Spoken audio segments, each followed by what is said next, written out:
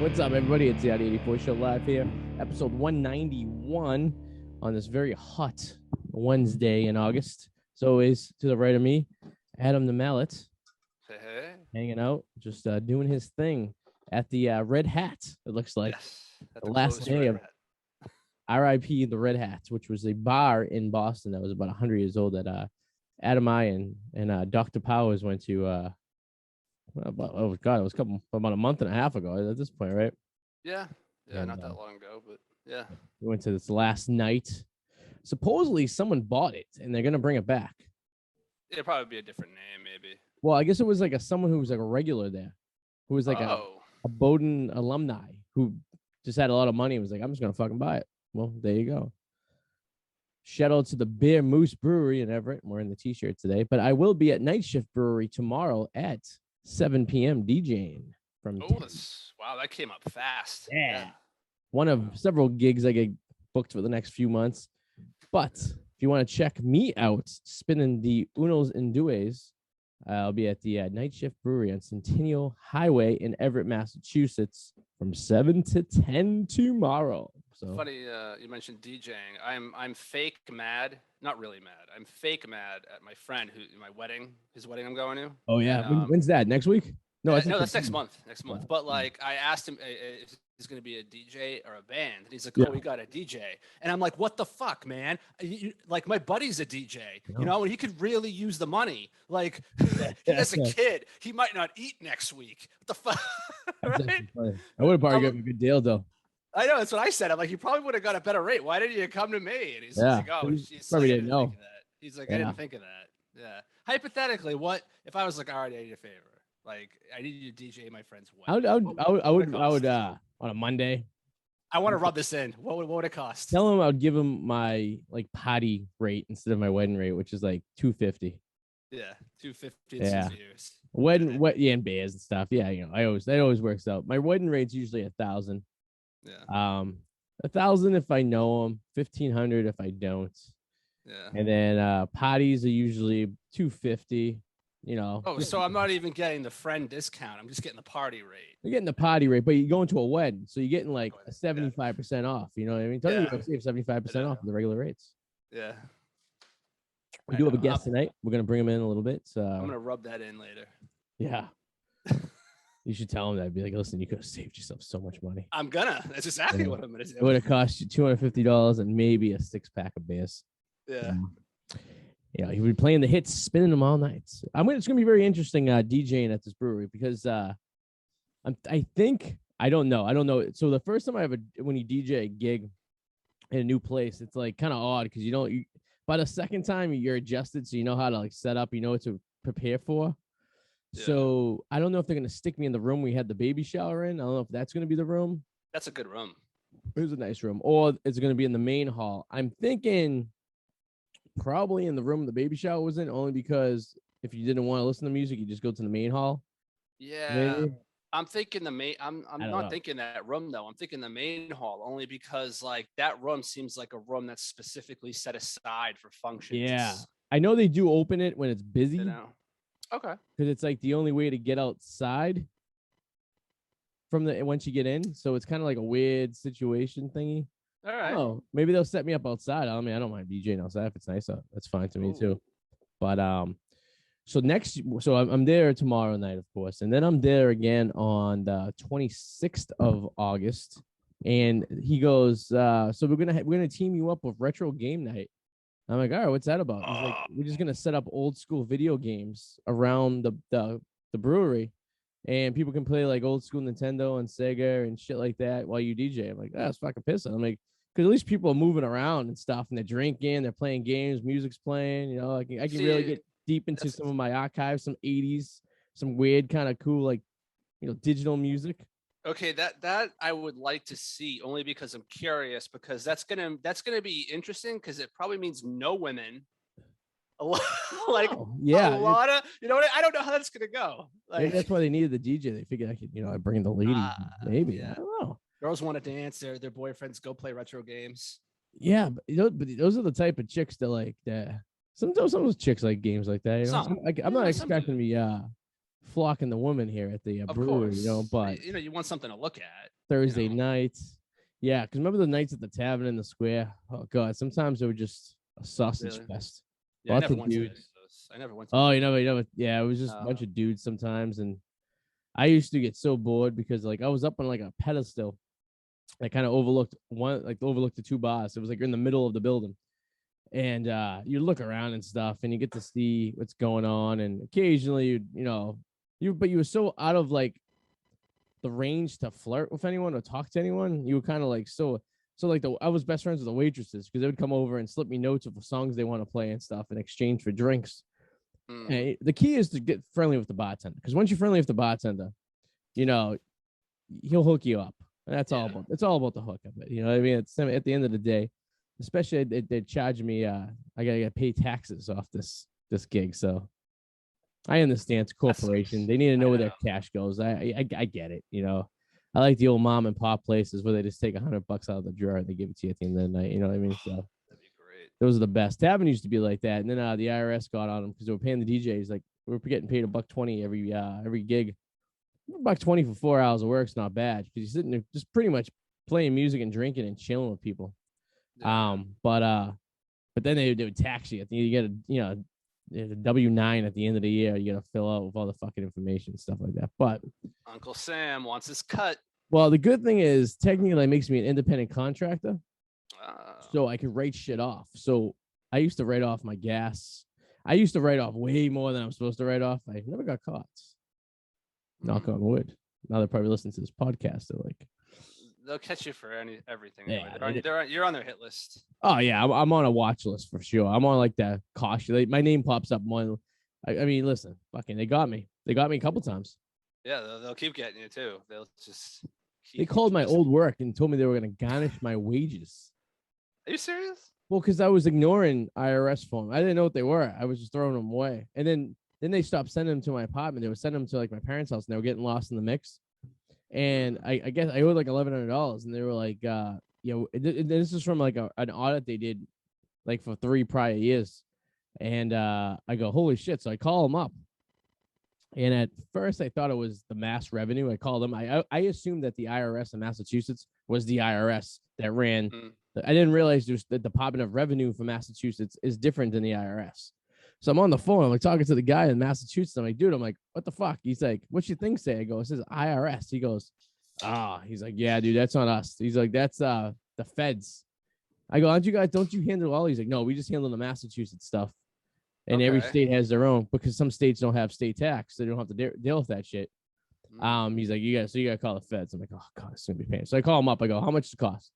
Guy's like, $1,100, yo. You want to do a payment plan? I go, sure, let's do a payment plan. So I spaced it out over like 13 months, and I paid with a credit card in which I got points for, which is beautiful. So I ended up getting like a free airline round trip fucking for paying my taxes. So nice. The way I look at it is I don't make a purchase unless it's going to benefit my points. I'll even like I'll buy stuff for people. Like, they go, oh, $500. You paying cash? Well, you just give me the cash. I'll put it on my card for you. Make it easy. Question: can you still hear? Oh, now I can't hear you. Okay, that does work. I was just curious if that button actually worked. Oh, is it a mute button? Yeah. It's so when you go. Well, this thing is detachable too. I don't have to have detachable penis. It's a good song. It's not even a song. He like talks through it. I know he's like, I'll go detachable penis. Imagine if you had a detachable. What would you do with a detachable penis? That'd be kind of scary. Like, what if I got drunk and really high and did something with it and use it as a baseball bat? Take it off. Yeah. What if I really fucked it up and like it wouldn't reattach properly? That'd be very bad. Like Liberace, who had the pump on his penis. I mean, Liberace was a pioneer when you think about it, because this was days before erectile pills, right? And he decided he was gonna like instead of a penis pump, he was gonna install one into his penis. So there's like a little valve there of like a bicycle pump. I don't even understand how. I've had it explained to me, but it doesn't make sense to me. I don't understand how penis pumps even work. I don't understand how. I get it how it works. Like you put it over your dick and like you pump it, and it's supposed to like dilate the veins to keep you hard. But I can't see it keeping you hard enough, long enough to get you in there. Wouldn't that turn her off? It's like, hold on, sweetie. Yeah, let me pump this up real quick. Wait a second. Like Let a me flight just- tire. Yeah, let me just pump it real quick to get it going for you. You know what I mean? It's like, give me a second. Yeah. Oh, thank God for modern medicine. Who hasn't had those days though? You're sitting there, after a few drinks, you're like, just give me. Yeah. I gotta get this going. Yeah. Exactly. But imagine breaking out a fucking device Oh yeah. like in front of her. God. And then the worst is when you're stressing about it too, and you're sitting there and you're stressed. It's over. It's fucking over. Yeah, at and that you're point, like, now it's worse than it was. Now you're panicking. You know what I mean? what's in Like, your head? Because then she's Yeah. gonna worry that it's her when it's not her. You know it's you, but she's not gonna believe you. Oh yeah. Yeah, it's over. It's fucking over. There was a situation several years ago of this chick that I met on AOL Instant Messenger, and yeah, it was just I don't understand. I just had an off night. I was all No, it happens. That's you why I get yourself carry. so worked up. You know what I mean? You're like so worked up about it, and then it's just like you get there and it's just like, ooh. Well, I'm convinced the dick has a mind of its own. You see, Mm-hmm. I have, and for this reason, I I call them break in case of emergency pills. They're basically they're Viagra, right? But like, yeah. there was, I remember a few times. It's like I'm horny. It's happened like a few handful of times. And it's just like I'm horny, but nothing's happening. Nothing. It's like my cock is like, sorry, buddy. I'm not working tonight. And I'm Yeah, like, what the sorry. fuck? What's going on? And this has happened not just as I've gone, it's happened like maybe a couple times in my late 20s. Yeah. Like maybe like once in my, it just fucking happens. And then maybe like the next time it's fine. Like fine. But I don't know why. It's like, it just doesn't want to work. It happens, and there's nothing you can do about it. It's like a woman being dry. It happens to them. Yeah. You know? It's like the worst situation too. It's like you sit there and he's like, what can I do to make this situation better? Maybe I'll take a second off. I'll let my mind clear a little bit, Yeah. Because like it's also that fine line of drinking. Like sometimes you don't want to drink too much because it won't work, but you don't want to drink. You want to have a drink so you loosen up, so you're not so anxious. So you kind of chill out a little bit, Yeah, no, it's horrible. You feel like less of a man too. You're Wow. like, what the fuck? Like it it's didn't horrible. work tonight. Sometimes it just doesn't work. There's nothing you can do about it. No, But your cock sit just doesn't there. like it. Oh yeah. Well, speaking of people with limp dicks, we should bring in our guest, huh? That's Bring a him good in. We're coming in right now. It's Reuben, right? Yeah, Reuben Wolf. Reuben Wolf. Reuben, buddy. How you doing, sir? Hey, Reuben. Can you hear us, bud? Yeah, can you hear me? Oh yes, now Yeah, can. we got you. Yes, We got yes. Reuben, where you join us from? You from you join us from New York? Yeah, what the hell is this? This is an experience that will blow your mind and make Well, you think of the wildest things afterwards. You'll leave this experience of Adam and I, and you will be set apart from everyone else who hasn't done this show yet. Wow, sounds like Yeah. a Woodstock 99. Yeah, something like that. Something like that. Except we won't be setting shit on fire. That's cool. You guys see that documentary? Of No. Woodstock 90? No, I What have not. documentary. I like documentaries. We got. It's all. I mean, I actually have a friend who is in it. Am I dominating the conversation? We just No. started. No, man, talk. We're here. We're all friends here. We're not. You're Yeah. not on or anything. You don't have to perform. We're just. Yeah, you're not chilling. on act. Yeah, Yeah. it's just, I mean, just Some people get on here and they're thinking like they're like supposed to be on. And it's like, Yeah. no, we're just talking. a bunch of you know? dudes just hanging out, talking about Yeah. shit. I can talk. I can talk. Like fuck it. Perfect. Go I'm for doing it. great. I bought a hat that says Beaver Hunter. I'm doing great, you Oh, guys. nice. Where does one find a hat that says Beaver Hunter? So, funny story. Would you expect that there was a long story to go with the Beaver Hunter hat? I mean, I would. I would. Hopefully, it's a good payoff.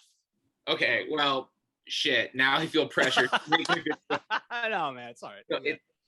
So a few months ago, I was in a dollar store and I was walking one near my house, and I was walking. I was just walking through the aisles and I saw this hat that said Beaver Hunter. I was like, man, I should buy that, but I decided not to. Yeah. And then I saw some friends a day later, and I was like, man, I passed on buying this hat that says Beaver Hunter, and they're like, dude, you should have bought it. So about a flash forward to last weekend, I walk into the dollar store, and lo and behold, nobody's bought a Beaver Hunter hat except Still me. stocked up.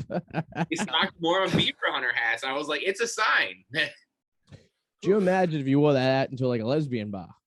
Like, I don't know how that would work. Would they run for fear, or would they be, welcoming you? Sorry, say that again. If you wore the Beaver Hunter hat into a lesbian bar, what do you think the effect of the crowd would be? Oh, I don't know. I think with this haircut, I could pass for a lesbian. You and I aren't too far away, man. So, Maybe. So I could be like, hold on. Here to help. Hi, ladies. I'm here to help you. What can I do? Help me help you.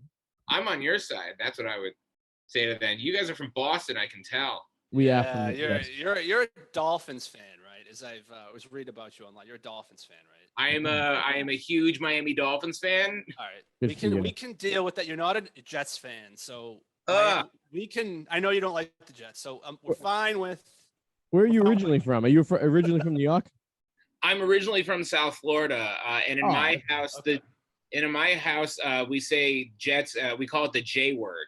So yeah, it's a swear word in my house. We just call them the piece of shit team that wears green that we play twice a year. I don't know why you hate him. Like Belichick was the coach there for a day, and then he went to you. Yeah, but even a day. Right? I don't think the ink was even dry yet, and he was like, "Yeah, peace out, Cubs go." So I'm getting the fuck out of this place.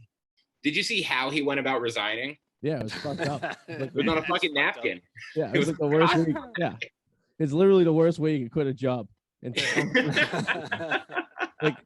Like that's like I mean, so I've done that before. Like I've like quit a job and started a new job and was there for like a day and was like, yeah, this is not going to do it for me. And then like email them like during my shift while I'm at work and be like, yeah, some crazy excuse like I'm moving to Florida or something like that's not going to work out very well and just not show up anymore. So Belichick probably showed up to he showed up and he's looking around. He's like, yeah, I don't think this is going to do it. He's like, because you know what he thought, right? He was like, oh, I've been to the stadium before. I'm familiar with the stadium. My coach was at the Giants for 10 years. This is like nothing, right? It's right. The same thing. And then he goes in there and he's like, ooh, yeah. No. He's like, fucking no bad news there. He was like, oh, shit, I actually have to do something with this roster. Fuck. Yeah, and the ownership isn't good. Oh, that whole team all around is just shit. The Jets will never be good again. They got so close with Sanchez back in the day.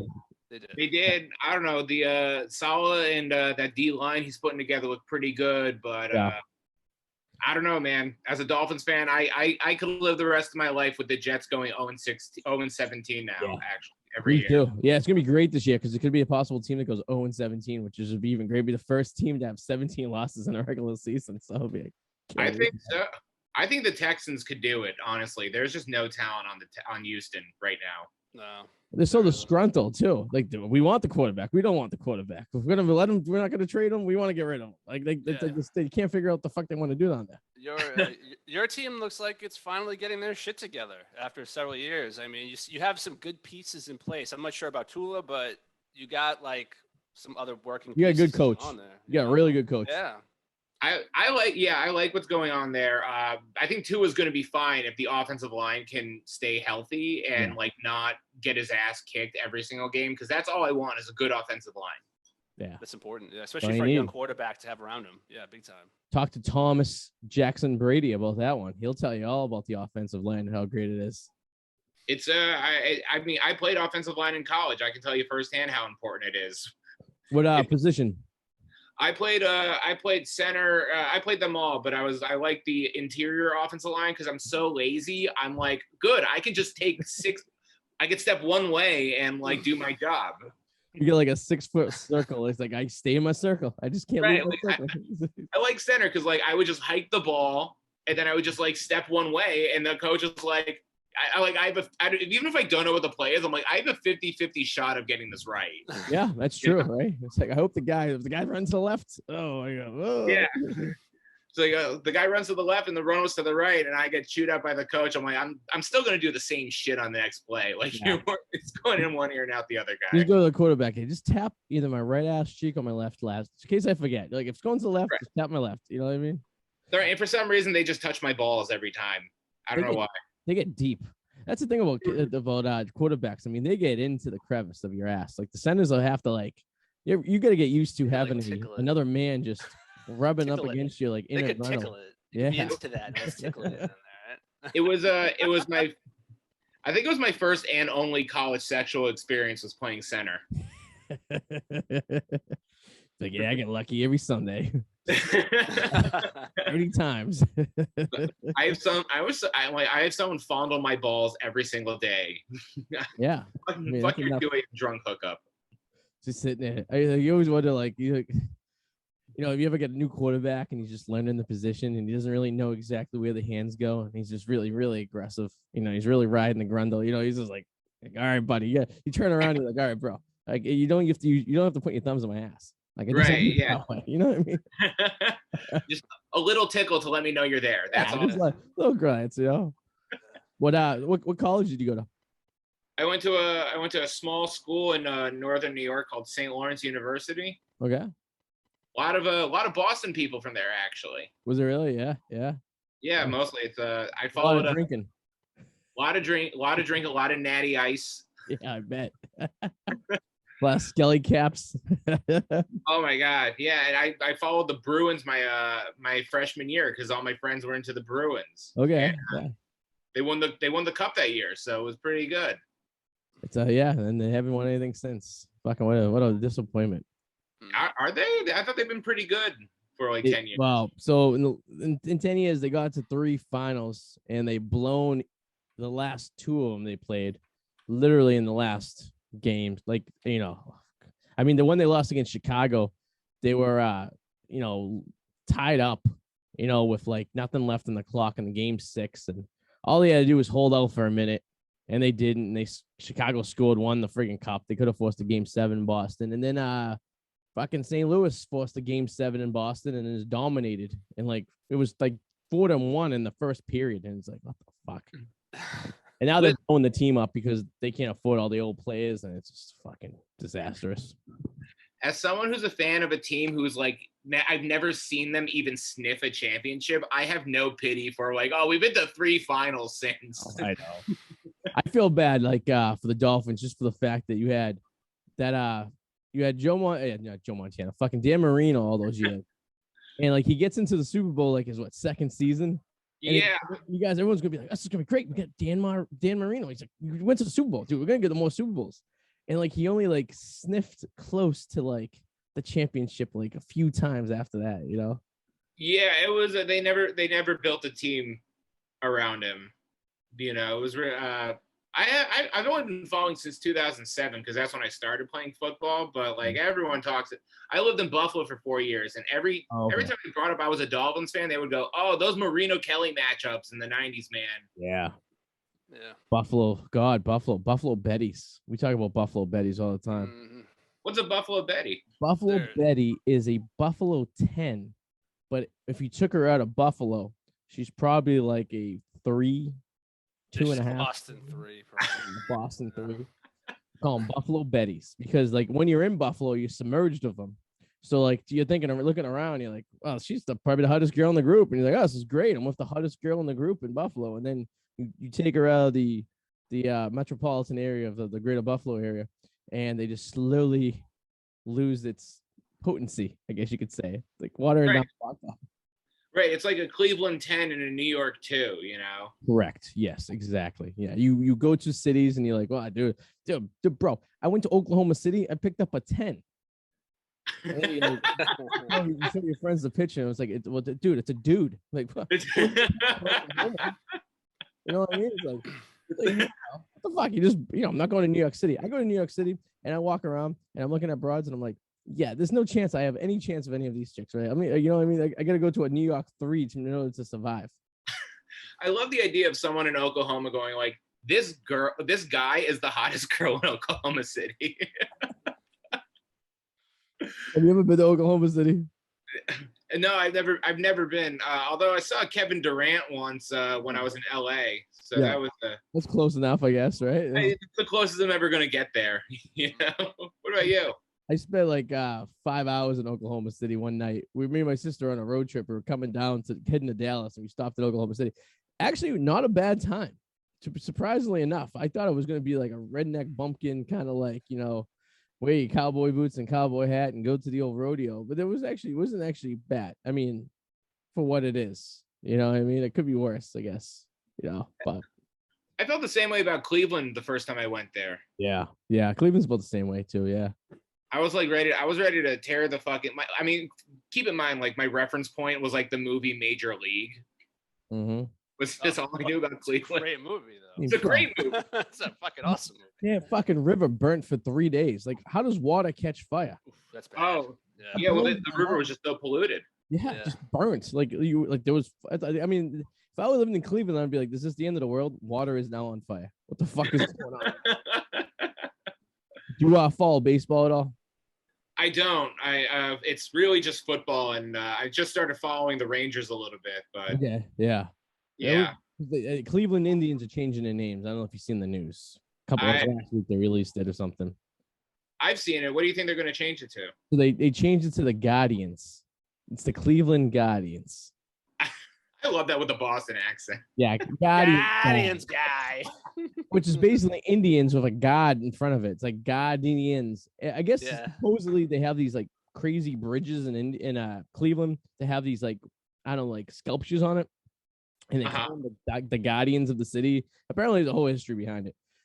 But all they did was they took the Major League, like fucking from the movie Major League, like their logo, and put like a ghoul face on the baseball. It's fucking something goofy like that. It's fucking ridiculous. They replaced like they fixed like the Major League movie poster or whatever. Like the symbol, like the baseball that had like the mullet with like on, kind of like they reworked it so it's like a dude's face in the ball, like a guardian.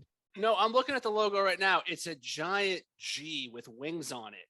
And is that another one? Got a baseball. Yeah. Like, it's stupid as shit. What the hell is this shit? That must be another one. I was looking at a few of them. They was like, so do you know how, I'll tell you, Reuben, how stupid I am. I have a problem with spelling. Okay? Yeah. So I get this alert on my phone that the Indians are changing their names to the Cleveland Guardians. So I say, let me go to GoDaddy.com and see if ClevelandGuardians.com has been taken. Because the reason the Washington Redskins haven't changed their name officially yet is because every time they pick a name, someone's stealing the domain from them. So they're like sitting there with their cock in the hand, like, oh, well, we can't have this now. Someone already stole the URL because they're releasing it. So I go and I type in ClevelandGuardians.com. And it's not taken. It's available for $15. It's this shit. That's it. Okay, yeah, there you go. Oh my gosh. Awesome. So I type it in and I buy it for $15. And I'm sitting there like, dude, I go to the kid next to me at work. I go, I just bought ClevelandGuardians.com. He's like, get out of here. I go, how fucking stupid are they that they didn't buy the domain for their baseball team yet? So I'm just going to forward it to our website or RedSox.com to be an asshole. So I'm sitting there and I'm like, no, and I'm really looking at it. Well, I spelled Guardians incorrectly when I bought the URL. I switched the A and the U. Oh my gosh. So I own Cleveland Guardians spelt with the A and U reversed. Wow. So I'm stuck with that for a year or so. But so what I did was I figure if I misspelt this, at least 1% of the population probably misspells it too. So I just forwarded it to the radio show website page. So okay, we get the traffic that way, I guess. I'm seriously hoping like somebody in the Cleveland organization makes the same mistake and they're like, somebody bought our fucking website. I feel that happens a lot. I remember when back in like the late 90s when like the whole URL, like the whole web thing was going on, corporations weren't smart enough. They didn't think there was any future in like online. So people would go and they would buy up all like AT&T.com, Dell, maybe not Dell because it's a computer company, but like baseball team names and like football team names. For the longest time, BostonBruins.com was owned by some like pickup like men's, bear league hockey league. Wow. MLB.com, when the internet first came out, was like some like membership club. It wasn't Major League Baseball. So like you figure how much did it cost them to finally get that URL? I mean, I would sell it for what, a couple thousand, maybe 10,000. How much is it worth to the company? You know what I mean? See, things like that scare me when it's just like a couple letters, like MLB. I don't know what that could mean. I feel like things like that could be tied to something deeply pornographic that I don't want to be associated with that are letters. So it's like anytime I hear like letters, I'm like, oh fuck. Well, WhiteHouse.com is a porn site. I don't know. Is it still a porn site? It used to be back in the day. I can check, but Isn't it like don't they have to be .gov though? Oh, yeah, so you go to whitehouse.gov, it gets you to the White House, but whitehouse.com for the longest time used to be a porn site. some like grade school asshole is going to whitehouse.com to do their book report on on like the president. Hardcore porn. It's like, I would put like the nasty shit too. I wouldn't put like the nice cordial stuff. I'd put like, you know, the hooker shitting on a glass coffee table with the jaw underneath it noses away. You know what I mean? You know, shit, I thought Biden was a creep. I didn't know it was this level of shit. What a fucking weirdo. It's like live from the president's room. What if White House? I bet whitehouse.com is owned by Joe Biden. He's like, I bought whitehouse.com. I bought the website to my house. So you can go there. Nobody would believe me. Like, oh, Joe, stop it. Joe's just being Joe again. He's talking nonsense. No, seriously. I bought. What is whitehouse.com anyways? So Reuben, what's going on with comedy? I just noticed here, and this is a fuck up on my part. I'm on your website. I saw this thing for Comedy Olympics, and I'm like, oh, cool, it's a show coming up next week, and I saw it was dated last year. So, but I like I was watching some of these videos, and it seems really cool. Is that gonna get back on, or? What do you know? Like when are you guys comedians at all? Yeah, I do stand up. I have just stand up occasionally. Yeah. I'm just part of the scene. I'm along for the ride. Do you know how like in your head you're always like, man, I really should get to that sometime. Yes. That's how I am about updating my website. It's like, Gotcha.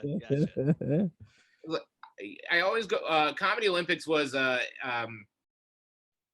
it was a concept I came up with during the pandemic where like I have a hat and I have these pre-written punchlines, and I would bring on 3 comics I would read the punchline to them, and they would have to write the joke that ends in that punchline. All right. Yeah. And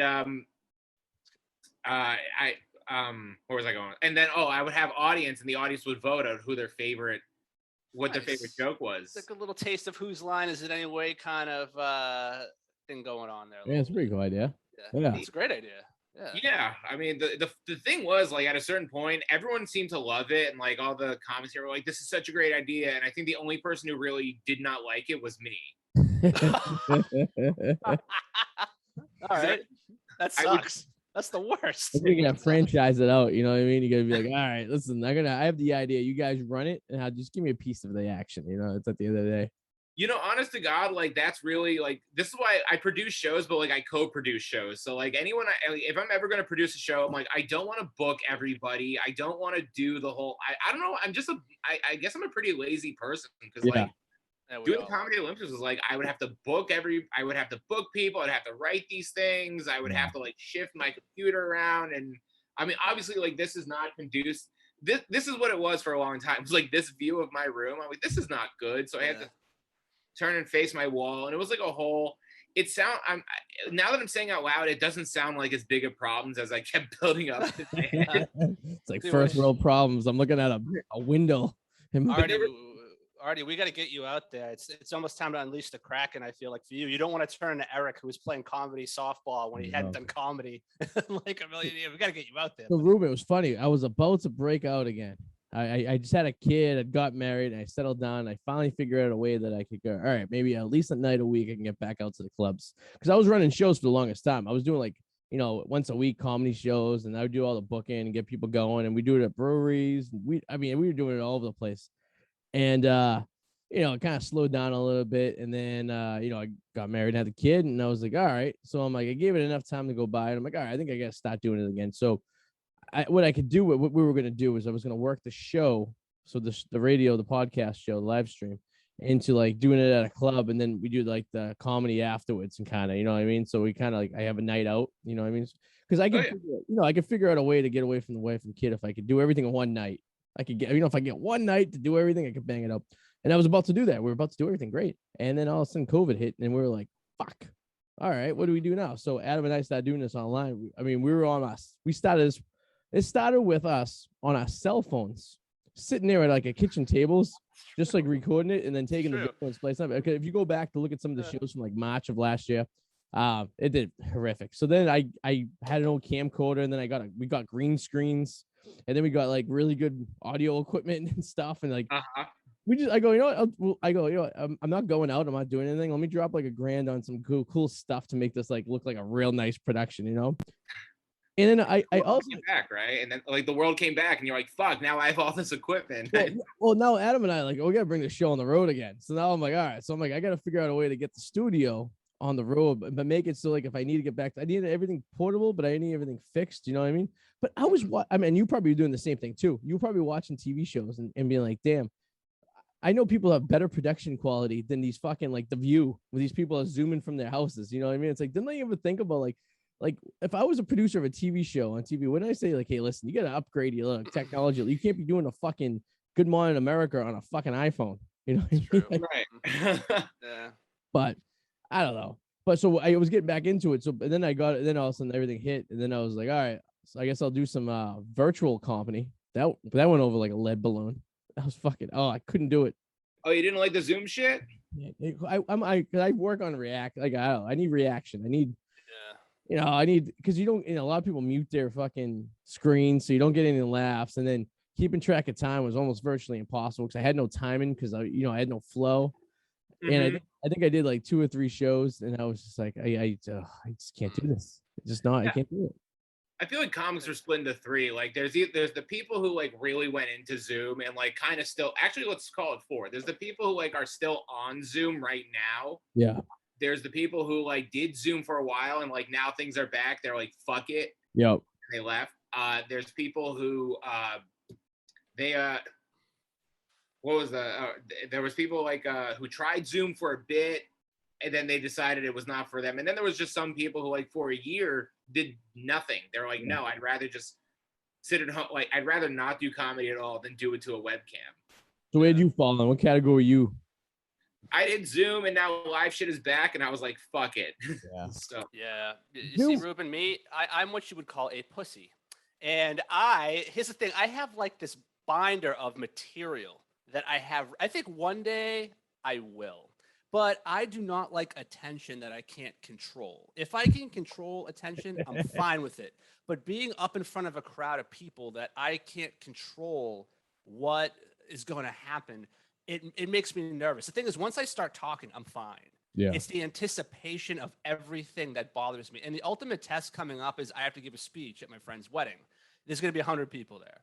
I'm going to see how that goes. If I end up doing that and I'm comfortable, there's a good chance within the next 6 months, I'm going to be in front of a microphone. There you go. Right? Awesome. That's kind of how I'm gauging it. And I'm looking forward to that. But prior to that, pussy. The first thing, I mean, you probably remember the first time you went up for an open mic, right? It's fucking nerve-wracking. how do you forget it? I mean, you probably remember too. Like, yeah. Scary. And how many times? It's going to be bad. But no, there was been many times I went to clubs and I went to like bars and stuff to do an open mic with the intention to do it for the first time, and I just fucking shit my pants. I didn't want to do it. Like I just sat there and I left the fucking dick between my legs, saying I should have just fucking went up. I don't know what the big deal about it was. And then when you go up there and you do it, it's like, wow, that wasn't a big deal at all. And you gotta get the rush. You know what I mean? It's like it's probably what like heroin's like. I would imagine. I never did heroin, but I get that rush and you just want to keep doing it more and more and more. And That's more crack. That sounds like crack because the energy. You just die. Heroin, you just want to like sleep. Yeah, maybe crack's probably the Maybe better. crack. the funny thing is like I can't ask out. Like I'm afraid to ask out women, but like I can go up in front of a fucking like a crowd and try to make them laugh. Yeah. You know, it's yeah. I don't know. How long have you been doing comedy? So I've been in the scene probably since 2010. And I say in the scene because I was one of my old co-hosts of the show was a comic who was like 10 years older than me. So he was already embedded into like the Boston scene when I met him. So I kind of was like his follower. So we used to set up shows together. I'd be more of like the back guy. I would do like the audio and the visual and then some of the booking and all that stuff. And he would get like, you'd be the talent and all that stuff.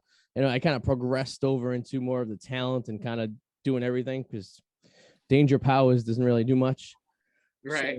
So, that was my old co-host, Danger Powers. And so I would say probably a decade now. What really helped me though, I took so I was a member of Improv Boston, taking classes and stuff like that. And I actually got into improv. I took some formal improv classes. Ew. I know.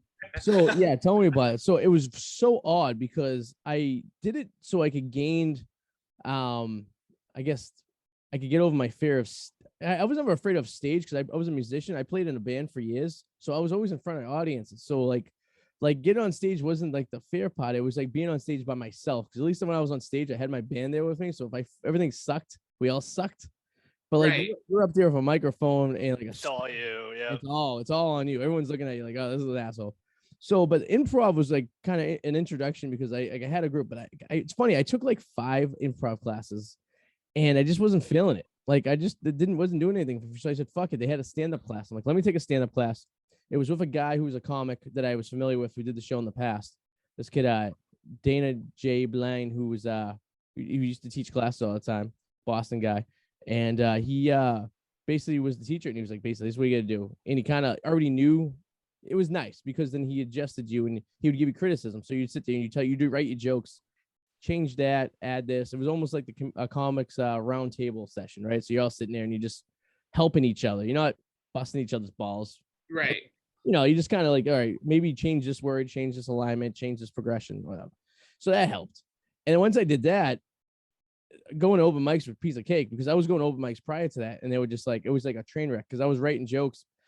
But I also didn't realize that open mics are the worst places to go for a fucking reaction because it's just a bunch of other comedians sitting there and no one's listening to you most of the time. Everybody just wants to leave.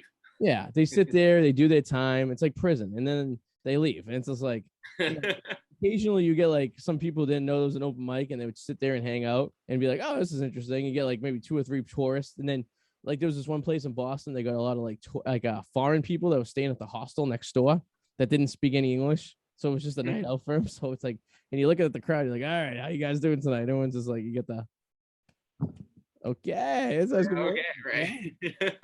But I find it vile when open mic comics open with like, how we all doing tonight? It's like, just tell the fucking, nobody, you just wasted 10 seconds. Exactly.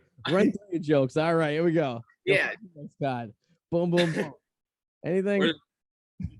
Or keep it going for your host. I'm like, this is like 10. I mean, when I host, it's like, keep it going for your host and no one says anything. So that's pretty cool. I'm like, okay, at least you're not wasting time. Yeah, exactly. No, but I actually had a similar experience. I started when I lived in Buffalo, I started with improv as well. I did Comedy Sports. I don't know if I think they have a Comedy Sports. Yeah, we had that up in Boston. Yeah. Yeah, they have. I did Comedy Sports for years, and then at a certain point, I was like, I am not getting enough attention. Like I don't know why I'm like an attention whore. I'm like, I'm not getting enough stage time, for myself to be happy with this. Yeah. So, and I always wanted to be like, I would, stand in the mirror doing sets on Conan, right? Like jokes that hadn't been. I would say it was 5. I would think it was 5 minutes, but like it was probably 2 or 1 or whatever. But in my head, I was crushing on Conan. That's what we all dream of. It is. And that's why you said Conan too, because I'd say I would agree with you and say the goal for me would have been on Conan because I love that. I love Conan O'Brien. I just think it's the funniest. It's fucking funny, but I don't trust Reddits. I don't trust Reddits. Do you hear it? Do you guys know how Colbert does his like the stand-up spots he gives? No.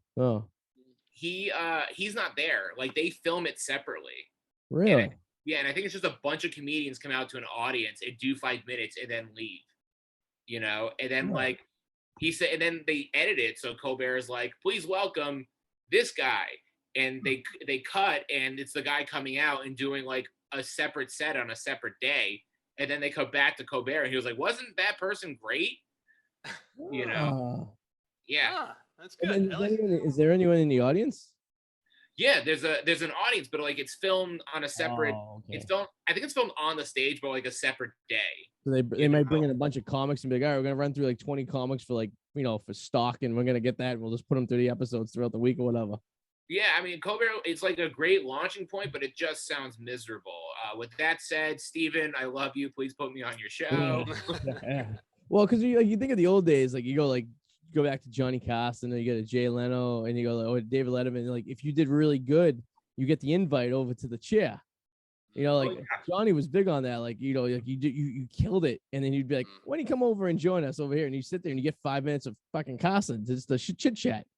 Right. If he sucked, you'd be like, all right, so-and-so, good job today. Yeah, have a good day. Boom, boom, boom. Then move on to the next shit, but I always thought like I know that.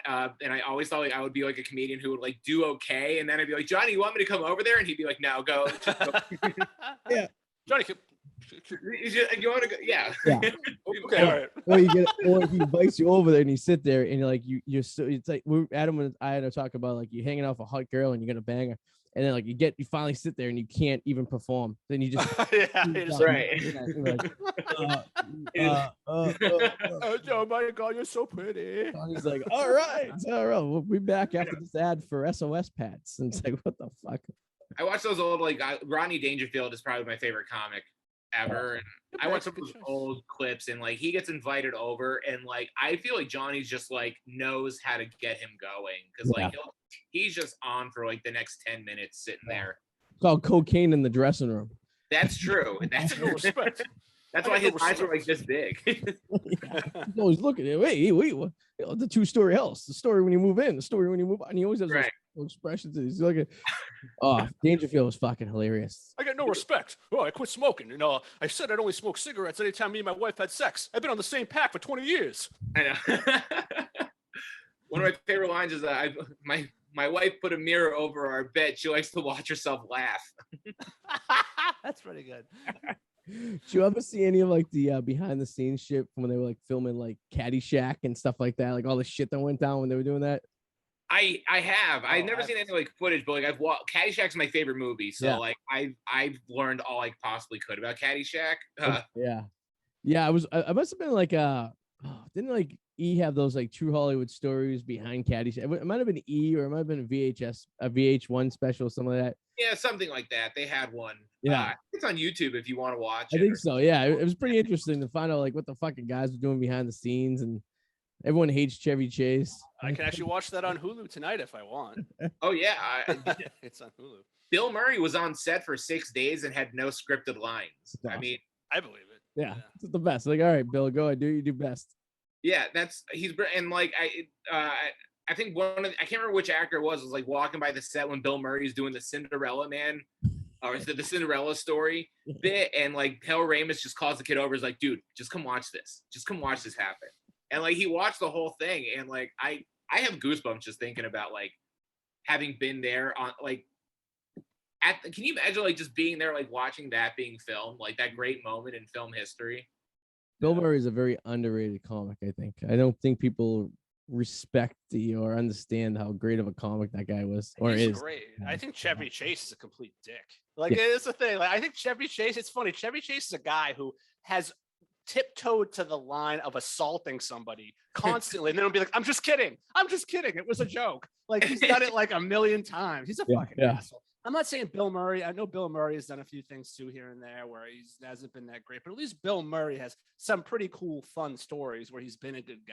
I love when he shows up places when he's not like, he just shows up at people's weddings. And it's like, oh, Bill Murray's there. I'm like, you're gonna kick him out. He's like, I mean, he's done some bad shit. Like I remember he was talking shit about Lucy Liu on the set of Charlie's Angels, calling her. He's like, you're a TV actress. Like he's kind of a dick too. But like fucking Chevy Chase is a complete. They got into a fight.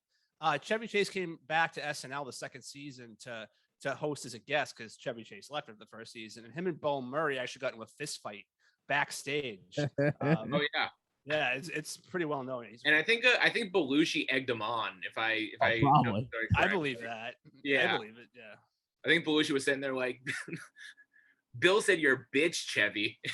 I just picture them slapping though. I can't see comedians being good fighters. Can you? No. I don't think Joe Rogan probably. I can see Joe Rogan killing someone. Yeah, that's probably the only one I could see. Rogan probably could, and his friend who used to be like a UFC fighter, Brendan Schaub, I think, used to be. They could probably throw down, but like me, nah, I'd be like, I don't see Jim Norton fighting anyone on the regular. You know what I mean? I can't imagine that being something that's. I bet you could kick some ass. It's just a Boston thing. Like it's like a Bill Burr thing. You look at Bill Burr, it could be like a dangerous thing. It's more words and it's more of like an intimidation thing than actually getting out there. If I go out of a fight, I'd probably be like, yeah, I don't know what to do. Fuck, I'd probably get my ass. I just talk. It's not happening. I just talk so much shit that you like make the person double think like maybe this guy could kick my ass. Right. So you just gotta talk yourself up to a point where it's like you just keep double down. I think that's what most people. I truly believe nobody. There's always a small percentage of people who do, but I truly believe like 90% of the people are just peacocking and acting like they want to fight, hoping the other person will back down. I think that is like 90% of everybody. Yeah. No one really wants to fight. No. They're just like, you want to go? You want to go? You want to go? Come on, hold me back. Don't hold me back. And as you get older, I feel like that percentage of wanting to fight drops. Yeah. So like right now, I'm fucking 38. I have no idea. Yeah. This is a point from boys being boys to now you're going to jail for assault. Exactly. Right? And it's like, especially if it's on a Friday, you're not going to see a fucking judge until Monday. All right. So you're going to be you got to be smart about this shit. You're going to be in fucking public lockup until Monday fucking morning. Well, I don't want any of that shit. I'm probably going to lose a tooth. There's some dental. Yep. Right. Like, Exhausting to think about the idea of Time your fights properly, people. That's the lesson you want to take away. Exactly. Time. If it's a Friday, you don't want to throw down. If it's a Sunday, maybe. Why not? Make sure there's not a holiday. Imagine if there's a Monday holiday too. You're not seeing that. Shit. You're in county lockup till Tuesday.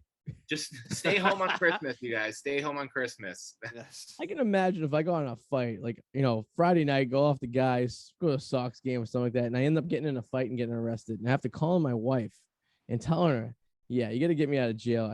I got into an altercation with someone, and she'd probably hang up the phone, and I probably won't hear from her for Tuesday. So let me sit there for the weekend and think about what I did. Yeah.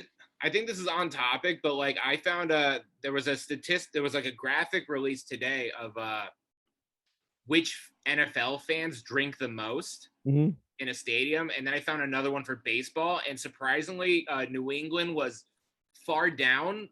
Like, Can we try to guess? Can we try to guess the top? Can we try to guess? Okay, yeah. Arty, what do you think? The top drinking stadium. Good question. I'm gonna say Buffalo's up there. Okay. Buffalo was the top 3. Okay. I'm gonna say Pittsburgh. Ooh, good pick. No, Pittsburgh was like somewhere in the middle. Really? Yeah. Okay, no, actually, you got to think cheap stadiums, because you got to remember, because at a beer at a Patriots game is like $15. But the price might be so high because so many people are drinking too. It could be, but like if you go to a Patriots game, what are you gonna buy? Two beers, maybe. You're gonna pregame in the parking lot, but maybe buy 2. But if you go to, like, when we were in Jacksonville, beers were so cheap. We went to a Jacksonville. No, they were expensive. Were they expensive? Maybe I'm thinking. Yeah, they were 15. They were like $15. I just assume stadium, any stadium in the country is just going to be expensive beer. But so Buffalo, you said was Green in the top Bay. 3. Are they big drinkers up in Green Bay? Green Bay was in the middle. Okay. Actually. All right, let's narrow this. East Coast, West Coast. What were the other 2 in the top 3? Midwest, I'd say. Okay. I'm thinking maybe I've been to Chicago. They know how to put back a few there, but Chicago. So the White Sox were number 1 for baseball. Really? Wow. Yeah. Huh. I know that. It's a thing for football. Think really sad fan base. Dallas? Texans? No. Indianapolis? I said sad, not like ridiculous, like hopelessly optimistic. It's not. They're not pathetic. Just Cincinnati sad. Bengals. Yes, Cincinnati. Actually, All right. Cincinnati. All right. So Buffalo, Cincinnati, and who's the other one? Baltimore was number 2, which was weird. Like, cause that's interesting. Yeah, I was surprised. Like Boston and New England weren't like top 5. No, was that based on alcohol sales in the stadium? Was that the thing? Yeah, and I think on average, like Cleveland spends like people or Cincinnati fans spend like $53 on drinks at a game. So you know what that might be, and I'm just gonna throw a theory out there. So like New England, huge tailgaters. We put back lots quantity of alcoholic beverages before we go into the stadium. That's true. And typically, going to a Pats game, I only usually buy 1 beer. They give you the 24-ounce. I buy 1, and that gets me through the most of the game. And because I'm already so hammered, and I usually sneak in some nips and stuff. We like to sneak in our alcohol. So if we figure out crevices in our body and stuff to put them in. So I'm thinking if they're going strictly on sales, Cincinnati's in downtown. There's probably not much of a tailgate situation going on. People are probably just going to the game. So they're not pre-games. They're drinking more drinks at the game. Just a theory. I would say, Boston, they're probably drinking just as much, if not more, but it's just not recorded. It's kind of like when you get cash for a job and you don't have to tell the IRS, right? They don't know how much you actually made. Actually, news break. Sorry to break this up, guys, but according to a study of 1,683 sports fans, so not really scientific, but still, it's a decent amount. Actually, Atlanta Falcons lead in binge drinking and smoking marijuana at 86%, drinking and 77% marijuana, than the Jaguars and the Cardinals and the Bills. So this is what you stated. Hold on. Binge drinking? Is that like what? Drinking is that's weird. I would think binge drinking was like all freaking day, like tailgating and at the stadium, and then after when your team loses. When they're up 20. Yeah. Listen, after 2016, the Falcons have to drink. Hey, listen. It's true. 50 Cent bought me a beer at a strip club in Indianapolis after the Patriots lost the Super Bowl against the Giants the second time. Well, the definition of binge drinking is 5 drinks in under 2 hours. Okay. I do that like all the time. I just did that during the radio show. I literally just did that while we're here. I just finished my drink number 5, and we've been on the air for almost an hour. So you said 5 drinks in under 2 hours? Yeah. Who fucking can't do that? At least 5 in under 2 hours. That's considered binge. Beer every 25 minutes or so. Let's I think we should go to an AA meeting and go like, do you have a problem here? Yeah. It's like when they ask you, like, you take a test, it's like, do you consume more than 5 alcoholic beverages in a week? I go, a week or a day? That's gonna really throw things off a little bit. I hate when they're like, when like a doctor's like, do you drink? I'm like, yeah, I don't drink a lot, but like, I'm like, they're like, do you drink? I'm like, yeah. And they're like, how often? I'm like, say socially. Just say socially. That's what I say. Doctor, do you drink? I go, you see my profile. I'm married with a kid. And I work at a bar part-time and DJ at night and do comedy. So yeah, I do a lot. I mean, it depends on like socially sitting in my room crying. Like, what is there a difference? You know? Yeah, I've never actually came home and made myself a hot alcoholic beverage. To me, like, I don't know. I could drink like a case of beer, and for me that seems okay. But like if I went home and made myself a martini just on like a Tuesday night, I think that's where I would be like, well, listen, just because I drink martinis during work, Adam, doesn't make me a bad person. It's a lunch. No, I would say that's a lot of work. Like to come home and actually fix a martini. It's more work than I want to do on a Saturday. Who's fucking doing that? I was gonna say that's pretty Mad Men of you to like make a martini and then look out a window. Yeah, well, I guess that's what your wife's for, right, Adam? Yeah. Just kidding, girl. Yeah. That's what my wife's for. No respect. Where you get those? What my slip is that? I'm actually I'm interested to hear the speech you're going to make this weekend, Adam. Oh yeah. Oh, it's next month. Next month. I'm working on it. It's going to be good. I'm going to make her cry tears of happy. I am aiming for it. It's going to be really good. Then don't do comedy. No, it's more so the number of people I'm going to be in front of. That is what is thinking of. I'm not trying to do comedy in front of them. One of the best men at my wedding, I had 2 best men. One made did the more Adam approach, where he was just gonna, tell a story and do his thing, tell some points. The other one decided he was gonna do stand-up comedy during the best man speech. Yeah, that sounds stupid. No, I'm not doing. But people didn't know that he was doing stand-up comedy, so it was like a rough crowd. And he lost half his speech when his phone died halfway through the speech, and he had I remember, ad-lib the rest of it. So, and I'm sitting there and I'm like, I go to my wife, I go, I think he's doing a set. I go, we need to light him. I go, someone's gonna go. I was gonna say, light me at 5. I go, I think he's doing a set. And he's like because I was like, I know his routine, and he was doing the same routine, and the way he was holding the mic and the shuffle and looking at the notes and stuff. I'm like, I think he's gonna do a stand-up act. And I go, and 120 people have no idea. How did he do? Did he bomb? It was let me tell you. It was funny because he was so all over the place. Not because if people knew he was going to do like a little bit of a comedy act, and then it would have probably went over better. But there was like a bunch of old people there who were clueless. They just thought he was something's wrong with him. Was he a comic or like he just? Yeah. He was like my mentor in the comic world. So like, he should have done well. it was appropriate for the people that got it, which was like the younger crowd. They were like, oh, he's doing a set. Like, oh, this should be interesting. But like, my grandmother who's 90 years old was just looking at him like, what's wrong with this guy? I don't get it. What's wrong with him? Why is he saying such mean things about my Arty? Right. I don't get this.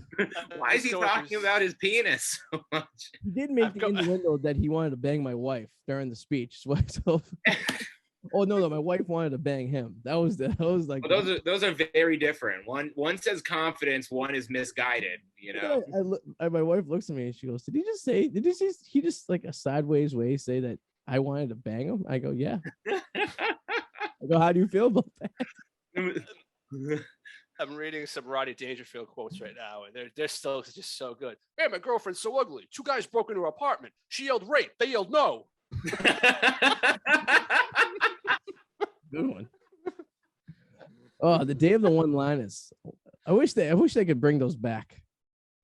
There's people who try. I'm sure you've like bumped into like people who like try to do one-liners. Yeah. And I think one-liners are such a fine art. Agreed. Yeah, absolutely.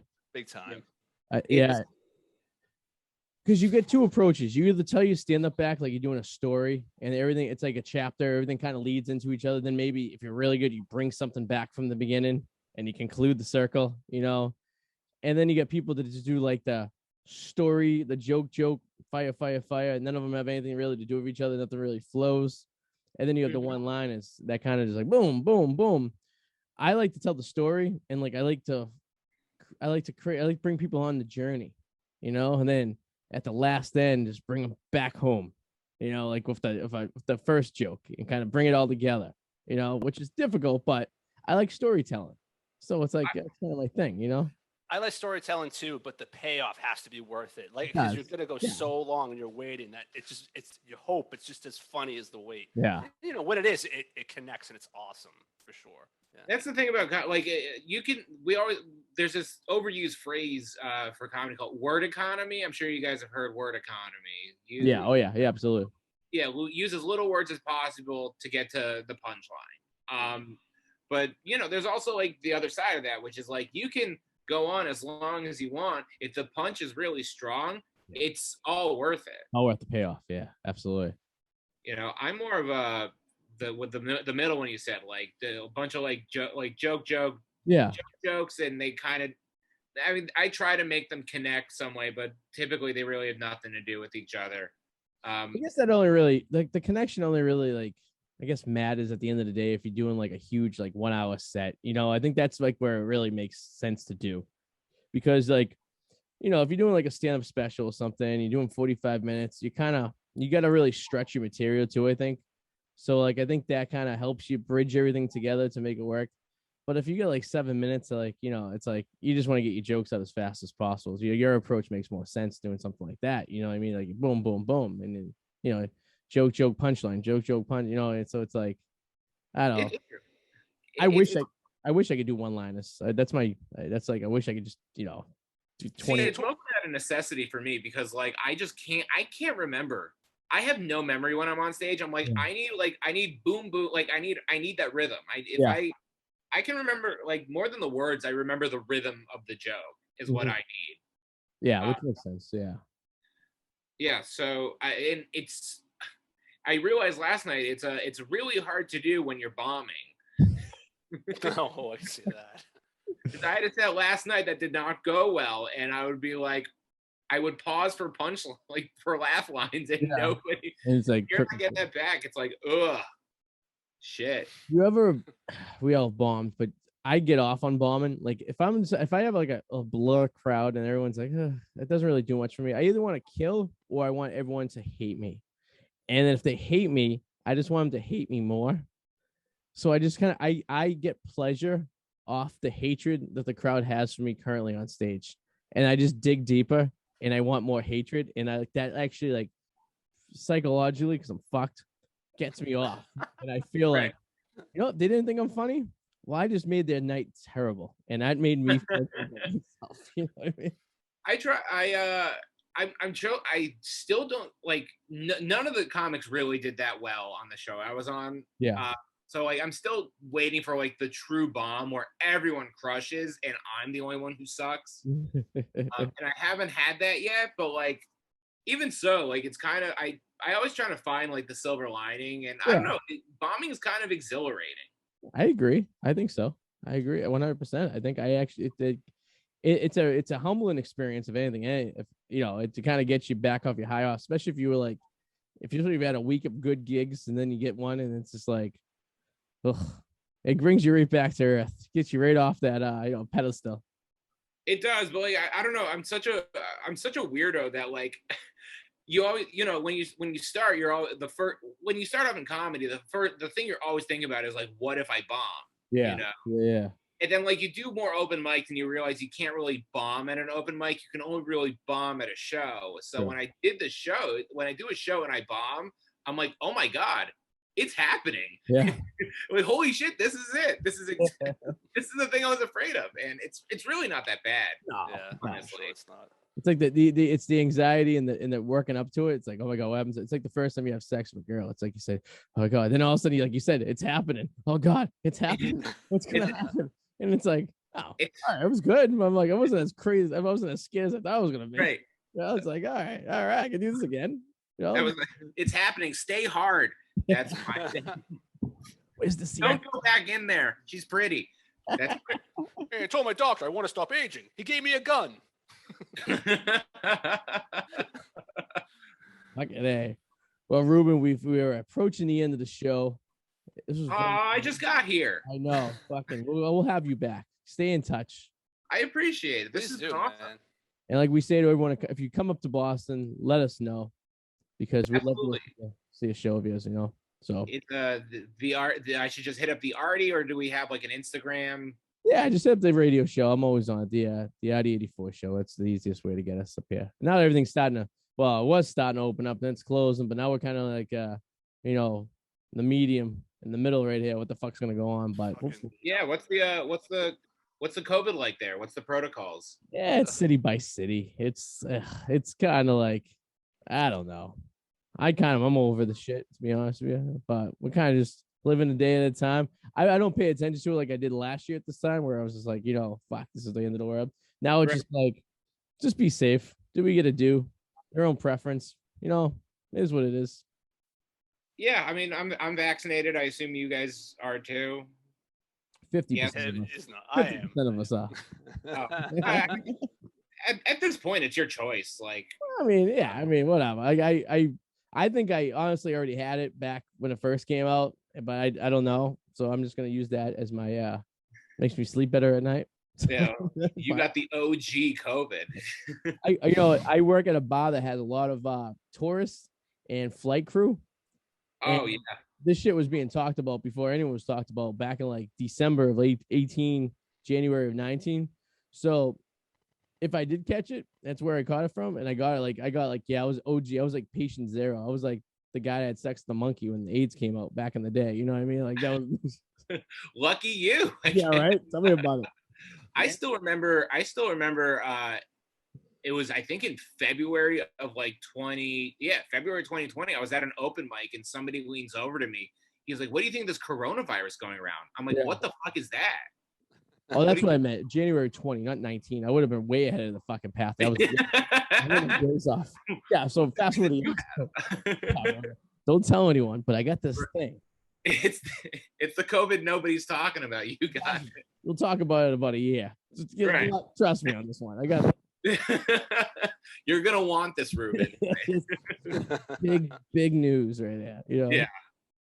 But I don't know. Yeah. So Reuben, how can people get you? Do you have a website or just your Instagram or? I do. I have the website. It's ReubenWolf.com, but as we covered, it doesn't get updated that much. And it's only like a year old, so like I'm really like not. I need to maintain it more. You can follow. I'm on Instagram, rwolf comedy. Facebook is just Reuben Wolf. Fuck Twitter. I don't put up with that shit. You know. Yeah, but that's what else do I have? I think that's it. I hate social media, but it's a necessary evil. For comedy and shit like this, yeah, you got to deal with it. Yeah, I do what I do. You gotta do what I do. Just post and don't read. I just like it's like shooting up into the sky and not knowing where your bullets are going to. I'll post the show. I'll tweet. I don't use Twitter. I only use Twitter when it's connected with another Instagram or something like that. I never ever go on my Twitter account. I never fucking know what's on there. But yeah, I agree with you. I hate social media. I think it's stupid, but it's a necessary thing. But I just use it and I don't use it. I guess that makes any sense, right? But yeah, and then sometimes I can't stop scrolling through it. So like I don't know how I feel about it. I'm like, I hate this thing, but I'm addicted to everyone's coffee pictures. Yeah. You know, or you do what we do. We follow like strippers at the local strip club, and they post, ooh, like, oh, look at that. Or I see comedy shows I didn't get booked on, and I just like mean mug at my phone, like it's its fault. You comment. I'll go on my burner account. I'll really show them. Right. You're not funny. I don't like this. Yeah, man, Reuben. Well, thank you very much for joining us. Yeah, man. Thanks for joining us. Thank you guys for having me. This has been awesome. Hell yeah, man. And we will talk to you soon. Keep in touch, all right? Absolutely. Have a good night. You too, brother. Man. Have a good one. All right. Hey, my sex life's like trying to shoot pool with a rope. My wife and I were happy for 20 years, and then we met. I can't get enough right now. Aren't those great, though? They're great one-liners. So snappy and quick, and it's like... And that was his gig. That was like, he never really did a big act. It was just one-liners. That's all he did. And that's all and like in his movies and stuff, it's like half his script was one-liners. Yeah. How do you do that? Like, I don't know. That's clever. And like Reuben was saying, no one really does it anymore. When they do, it's just like, that takes a lot of thought. I think that takes more thought to do a one-liner than it is to put to put a whole joke together. Hey, some dog I got. We call him Egypt because in every room he leaves a pyramid. It's like stupid, but it's like it makes sense. It's like, oh yeah, that's witty. But yeah. All right, we gotta get out of this hot box that we're in. Yeah, definitely. Yeah, I'm dying. Whirlwind Potato, of course, right? Yes, check it out. You get any new videos coming up? What's going on? And maybe. I like it. In progress. Always in progress. It's like a sitcom on NBC. I'm teasing, yeah. This fall on the Whirlwind Potato. And then there'll be a dump of 3 and then another wait of 8 months. Blockbuster guy makes a comeback. Yeah. Bob from Blockbuster? That was his name? That's Brett. Brett from Blockbuster gets a job at West Coast Video. Oh, actually, I there was something I was working on, but we'll talk about that some other time. Yeah. I can only imagine. It was entertaining. All right, sir. You get me, buddy. Oh wow, what the fuck? What am I? The Wicked Explorers and DJ ID84 DJing tomorrow night at Night Shift Brewery in Everett, Massachusetts. Thursday, 7 to 10 with ID84. Yeah. I'll even sign autographs. How's that sound? I like the strobe. What are you doing for a strobe light? I'm using my the light I use when I would record on my green screen because I have a giant light. Like I'm not gonna be able to pull it in. Yeah, don't pull it in. I have it. You know that circle, that Uva ring light. Yeah, Uva ring light. Remember? Oh yeah, okay. It's funny that you brought that to the bar for you tonight, but I never know. It also looks ladies. If you're at the bar, it looks like you are the DJ at the bar because you're a little bit higher than everyone, but you're just facing the wrong direction. And like the guy right there to your left with the bald head and the goatee. Yeah, everyone's got paralysis. No one's moving. This chick her mouth has been agape for the whole time. Is that the chick with the nice ass and the white pants? That one, remember? Yeah, it might have been. Yeah. All right. Oh yeah. Okay. All right, sir. We'll see everyone next week. Have a good weekend. If you haven't subscribed, subscribe. Bye, motherfucker. Bye.